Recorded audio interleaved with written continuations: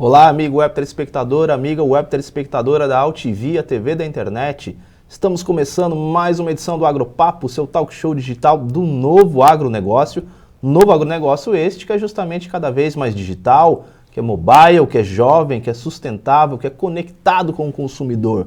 Bom, nesta edição do Agropapo vamos tratar aí de dois temas chaves aí de questões fundiárias aí do agro, que são justamente aí aquisição, compra de terras por capital estrangeiro, empresas estrangeiras, e também o outro assunto aí sobre alienação fiduciária no setor. Mas para poder falar com propriedade sobre este assunto, eu tenho a grande satisfação aqui de receber o advogado Fernando Ferreira, sócio do Santos Neto. Fernando, satisfação contar contigo aqui no Agropapo, meu caro. Satisfação é toda minha, Ronaldo. Muito bem. Bom, vamos começar falando justamente desse tema aí, crucial aí para o setor, que ganhou, vamos dizer assim, uma certa atração agora no final do ano aí, com um projeto de lei sendo discutido, avançado em algumas comissões aí no Congresso, que é justamente a questão da compra de terras por estrangeiro. Como é que está esse cenário aí, Fernando? Legal, Ronaldo. Essa discussão não é nova, né? O projeto, o primeiro projeto que foi apresentado mais recentemente a respeito disso, data de 2007. Já naquela época, as pessoas entendiam, os congressistas entendiam que o agronegócio brasileiro precisava de mais investimento e esse dinheiro estaria, de alguma forma, nas mãos de investidores estrangeiros. E esse projeto foi apresentado em 2007, as discussões ganharam um pouco mais de força em 2010. Em 2015, achava-se que realmente esse projeto ia caminhar de forma mais célere na Câmara dos Deputados, mas o cenário político brasileiro na época não era muito favorável, né? Teve toda a discussão envolvendo a Dilma Rousseff, logo depois teve o impeachment da presidente, e quando ingressou o presidente Temer, parecia que esse mesmo projeto ia caminhar, até porque tinha um projeto do Ministério da Casa Civil, que entendia que realmente esse projeto precisava avançar para que a riqueza voltasse de alguma forma, a circular no meio do agro. Mas também a situação política envolvendo o presidente Temer no ano de 2017, acabou que esse projeto não foi para frente. E agora, em 2019, com o novo presidente, o Bolsonaro, com a bancada ruralista bastante forte no Congresso Nacional, parece que eles abandonaram esse projeto que era de 2007, tinha algumas emendas, e apresentaram um novo projeto no começo desse ano, em 2019, no Senado. Muito embora essa discussão, eu entenda, vai recomeçar de novo no Senado Federal, parece que ela recomeça de forma um pouco mais forte e com o objetivo realmente de regulamentar essa questão que é muito importante para o setor. E quais são as características aí desse projeto de lei aí que está andando aí no Congresso, assim, em termos justamente de dispositivos aí, vamos dizer assim, de controle? Quais são as principais características? Eu acho que o grande avanço desse projeto, Ronaldo, se me permite dizer, é que hoje, como a legislação existe hoje, se assemelha à empresa brasileira, constituída no Brasil, que é detida com capital majoritariamente estrangeiro, a um estrangeiro puro e simples, né? Enquanto aqui no Brasil, atualmente, o estrangeiro não pode deter terra rural, salvo de um tamanho muito pequeno, e sujeito a diversas autorizações que são muito demoradas, demoram-se realmente às vezes anos para a autorização do INCRA poder explorar aquela terra. O que o projeto faz hoje de uma forma bastante inteligente, eu acho, é colocar, discriminar que a empresa brasileira, constituída no Brasil, ainda que detenha capital estrangeiro, ela é uma empresa brasileira e ponto. Então, para essa empresa, como qualquer outra empresa brasileira, não se aplica nenhum tipo de restrição para aquisição de terra rural. Salvo, obviamente, aquelas restrições que são muito relevantes, né? Então, exploração de terra rural em fronteira continua não sendo possível, a exploração de terra rural no bioma da Amazônia, por razões óbvias, também não é permitido. Mas o que esse projeto faz, realmente, de forma bastante inteligente, é tentar evitar ou retirar da legislação como ela existe hoje, a vedação para que empresas brasileiras detidas por estrangeiros explorem terra rural no Brasil. Agora, você, na visão de especialista, como é que envolve essa questão justamente aquisição de terras por capital estrangeiro, fere ou não a soberania? Como jogar um pouco de lucidez, de luz aí nessa questão? Eu acho que tem muito mito envolvido nessa questão, realmente, Ronaldo. Há quem entenda que aqueles estrangeiros que vierem para o país explorar a nossa terra rural estariam roubando as nossas riquezas para gerar essa riqueza em outro país. Isso pode vir a acontecer, eventualmente, se você pega realmente ou considera um país ditatorial ou um país que tem uma grande demanda por produtos agrícolas e que no local de gerar essa riqueza aqui no Brasil, para exportar toda a sua produção para o seu próprio país, gerando a riqueza lá, Mas o projeto ele enfrenta isso de alguma forma, né? O projeto continua vedando, por exemplo, a exploração de terras rurais por fundos soberanos. São basicamente fundos detidos pelo próprio governo. Né? O projeto também ele evita que essas próprias empresas, ou esses próprios fundos, ou esses próprios estrangeiros explorem a área de fronteira, o que realmente eu acho que é muito mais relevante numa situação de guerra, que o Brasil não vive hoje, não vive há muitos anos, do que propriamente atualmente, mas a exploração de áreas de fronteira ela é vedada em diversos países, não apenas no Brasil. Né? Mas o que eu acredito que seja muito relevante para todos terem em mente há uma grande escassez de crédito no Brasil. Correto. E quando você abre a possibilidade de estrangeiros investirem no país, o agronegócio é a principal atividade econômica, é o principal chamariz de investimentos no país. Quando você consegue abrir esse leque ou permitir que estrangeiros invistam no país, e terra é o principal chamativo para isso, você vai aumentar a quantidade de crédito, você vai valorizar as terras que existem hoje. Ao valorizar as terras que existem hoje, você vai dar maior liquidez para aquelas terras que precisam ser vendidas. Tem muitos fazendeiros que precisam vender ou desfazer de suas terras e não tem para quem vender. Porque não existe tanta gente assim com tanto dinheiro para comprar terra no país ou imobilizar aquele conteúdo, aquela quantidade de dinheiro que precisa para adquirir uma terra rural no Brasil. E mais do que isso, né, quando você fomenta a atividade rural no país, você melhora a atividade dos municípios, você melhora a infraestrutura dos municípios, porque o estrangeiro ou qualquer investidor em iniciativa privada que investe numa área rural, ele vai começar a olhar que parte do seu dinheiro está sendo retirado, ou parte da sua lucratividade está sendo retirada por conta de infraestrutura. Correto. Né? Então, quando você semeia esse tipo de ambiente no Brasil, o normal, o natural, seria que as riquezas aumentassem localmente. Bem regulado pode ser uma boa oportunidade. Sem dúvida nenhuma. Agora, como é que é essa realidade em alguns outros países? Dá pra gente dar uma breve dimensão, Fernando? Olha, não dá para se tirar muito paralelo. Assim. A gente tem muita informação sobre como funciona, por exemplo, nos Estados Unidos e na Europa, mas a gente tem que ter em mente que nos Estados Unidos e na Europa o dinheiro e os investidores estão lá. Correto. Eles não precisam de tanto investimento estrangeiro e quando eles buscam investimento estrangeiro, eles tentam de alguma forma evitar que esse investimento prejudique de alguma forma os investidores locais. Então lá tem realmente muito dinheiro, uma massa muito grande de investidores, e eles não precisam fomentar a atividade de investimento. Eles podem querer fomentar a atividade econômica, mas os investidores locais continuam jogando muito dinheiro na economia. Né? O que eu posso dizer, por exemplo, nos Estados Unidos, a questão também está longe de ser pacífica. Tá? Lá, diferentemente do Brasil, embora no Brasil também exista legislação estadual, lá a legislação estadual difere muito de um estado para outro. Né? Então tem estados super protecionistas e rurais em que a aquisição de terra rural para o estrangeiro é bastante limitada.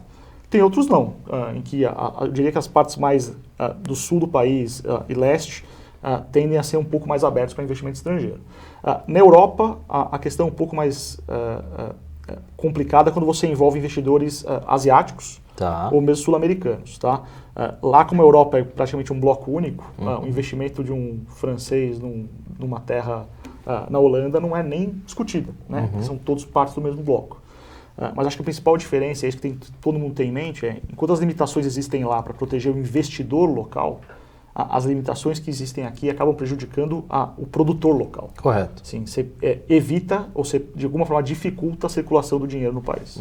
Muito bem, meu caro. Só vou dar uma paradinha aqui para fazer umas breves chamadas aqui tradicionais do Agropapo. A gente já volta à nossa boa conversa, ok? Renato. Muito bem, você está acompanhando o Agropapo, seu talk show digital do novo agronegócio aqui na AltV, a TV da internet. Se você quiser rever esta edição, é só acessar o canal oficial da AltV no YouTube ou ainda o canal oficial do Agropapo, que é youtube.com/agropapo. Também curta a nossa fanpage, que é facebook.com/agropapo. O Agropapo também está presente no Twitter, nosso perfil lá é @agro_papo. Também estamos presentes no LinkedIn e no Instagram você encontra o Agropapo em @agropapo_oficial com 2 Fs. E agora eu quero fazer a chamada aí da Com Resultado, a agência de comunicação e marketing digital focada aí no agronegócio. Mais informações é só acessar aí o site da agência www.comresultado.com.br. E agora a chamada aí também da Key Business. A Key Business é a organizadora aí do TI Brasil, evento tradicional de agricultura digital, do qual o Agropapo é parceiro de mídia. Edição 2020 aí super confirmada, mas a Key Business também está com um novo produto aí na praça, que é justamente pesquisas de mercado agrícola. Mais informações, só falar lá com o Edson Fávero, diretor da Key Business, e aí mais informações também no folder aí na sua telinha. Agora a chamadinha aí do iOagro, a rede social aí do agronegócio, você pode baixar aí no seu smartphone e começar a conversar aí com todos os agentes aí do setor. E agora também a chamada aí da Farmers Brasil. A Farmers Brasil é a marca de lifestyle aí do agronegócio brasileiro, que vem com a proposta de conectar campo e cidades com mensagens de orgulho de ser agro. Mais informações é só conversar lá também com o Alexandre Meconi, diretor da Farmers Brasil. E agora eu quero mostrar as mais recentes edições aqui da Cultivar, parceira do Agropapo. Essa aqui é a Cultivar Máquinas Agrícolas, aqui a Cultivar Grandes Culturas, aqui a filhote da Cultivar Hortaliças e Frutas e por fim o anuário 2019 que a Cultivar lançou de tratores, máquinas agrícolas. Mais informações é só acessar o site da revista, revistacultivar.com.br. Muito bem, Fernando, agora a gente tratando aí de um outro tema também importante aí para o setor, que é justamente a questão da alienação fiduciária. O que ela envolve aí em termos aí de garantias aí em operações de troca de imóveis rurais, de troca de comando, é isso? Legal, é isso aí, legal, Ronaldo. É um instituto muito importante não só para o agronegócio, como para o sistema financeiro brasileiro. Tá? A alienação fiduciária, apesar do nome ser um pouco complicado, ele é um instituto bastante simples. O que acontece nesse instituto é a transferência da propriedade em garantia. Então, assim, um investidor que emprestou algum dinheiro para algum produtor rural ou para algum tomador de recursos, ele recebe em garantia do seu empréstimo a propriedade que aquele produtor possui. Então, voltando aqui para a nossa realidade, a alienação fiduciária de imóvel rural, ela é muito comum, ela é um tipo de garantia bastante relevante para o setor. Tá. Dá liquidez para a terra, porque a execução da alienação fiduciária, diferentemente de outras garantias, como a hipoteca e o penhor, não demandam uma ação judicial. Toda a execução dessa garantia é feita no cartório de registro de imóveis, e não havendo o pagamento do empréstimo, não havendo o pagamento daquela operação financeira, o credor está autorizado a iniciar a execução da alienação fiduciária e vender esse imóvel para um terceiro.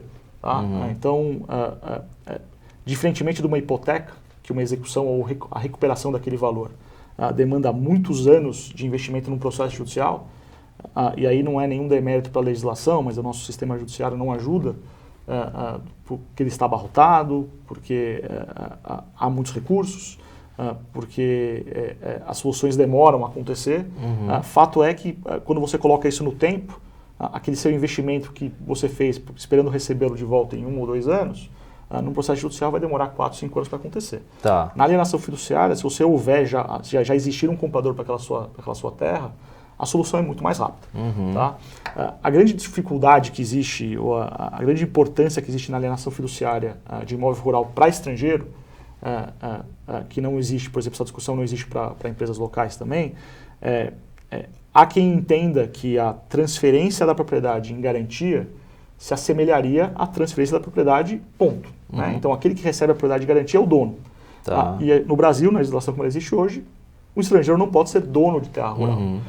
Então, eu diria que essa interpretação da lei de que a alienação fiduciária se assemelharia de alguma forma à aquisição de terra, tem impedido que estrangeiros utilizassem ou utilizem a alienação fiduciária como garantia. Isso, eu diria que tende a ser alterado. O próprio projeto que trata da aquisição de estrangeiro quer regulamentar que a alienação fiduciária é plenamente possível para estrangeiros. Hoje no Brasil existem diversos estrangeiros que entendem a diferenciação entre alienação fiduciária e aquisição e querem também ter a alienação fiduciária em garantia, porque é um instrumento melhor, é mais sério para recuperar o dinheiro e principalmente quem tem alienação fiduciária no Brasil hoje é de alguma forma não impactado pela recuperação judicial de devedores. A lei de recuperação judicial prevê que quem tem uma alienação fiduciária em garantia não está sujeito aos efeitos da recuperação judicial. E pode ou negociar bilateralmente com o seu devedor ou buscar a recuperação do seu investimento com a execução dessa terra. Então, aqueles que entendem e que gostam de enfrentar esse risco, assim, olha, eu acho que existe um risco, mas a discussão vale a pena por conta de todos esses benefícios que eu coloquei, eles acabam enfrentando em algumas situações uma discussão judicial a esse respeito. E recentemente, o Tribunal de Justiça de Goiás validou a alienação fiduciária para um fundo estrangeiro. É um precedente bastante relevante, porque é o primeiro que existe no país. E nesse caso, o tribunal entendeu que a alienação fiduciária de imóvel rural não é igual ou não é semelhante à aquisição de terra. Tá. É um tipo de garantia como é a hipoteca. A única diferença é que, por ser uma alienação fiduciária, esse credor não estaria sujeito aos efeitos da recuperação judicial. Se isso de alguma forma for espalhado pelo setor, ou seja, mais estrangeiros investindo e sabendo que essa garantia vai ser válida e pode ser executada, existe também uma tendência à diminuição no valor ou do preço do crédito e fomenta também a atividade econômica no país, sem dúvida nenhuma. Tá, para a gente fazer um resumão da ópera, assim, de certo modo, é um instrumento que promove maior segurança jurídica para as partes e, concomitantemente, também, vamos dizer assim, dinamiza aí o fluxo das operações dos negócios, né? Sem dúvida, porque como ele traz maior dinamismo, como você bem colocou, na recuperação do dinheiro investido, numa hipótese de inadimplemento, ele tende a ser um instrumento muito valorizado pelo credor, que tende a facilitar também e diminuir o valor do crédito para o devedor. Muito bem, meu caro, já é um grande bordão e chavão do Agropapo, que boa conversa acaba passando rápido. Eu quero uma vez mais agradecer a tua presença aqui e, por favor, pedir a gentileza de você deixar os contatos aí do Santos Neto, para quem quiser mais informações. Foi um prazer, Ronaldo. O site do escritório é www.santosneto.com.br. O meu e-mail, para quem quiser, é fernando.ferreira@santosneto.com.br. Muito bem, dado o recado, uma vez mais agradeço aí a tua participação. Bom, tendo novidades aí é só voltar. Maravilha, Ronaldo. Obrigado, viu? Muito bem. E assim encerramos esta edição do Agropapo, seu talk show digital do novo agronegócio aqui na UTV, a TV da internet. O Agropapo tem produção, direção e apresentação de Ronaldo Luiz e a direção jornalística da UTV, a TV da internet é do jornalista Alberto Luchetti. Encerramos esta edição, voltamos na próxima. Um abraço e tchau, tchau.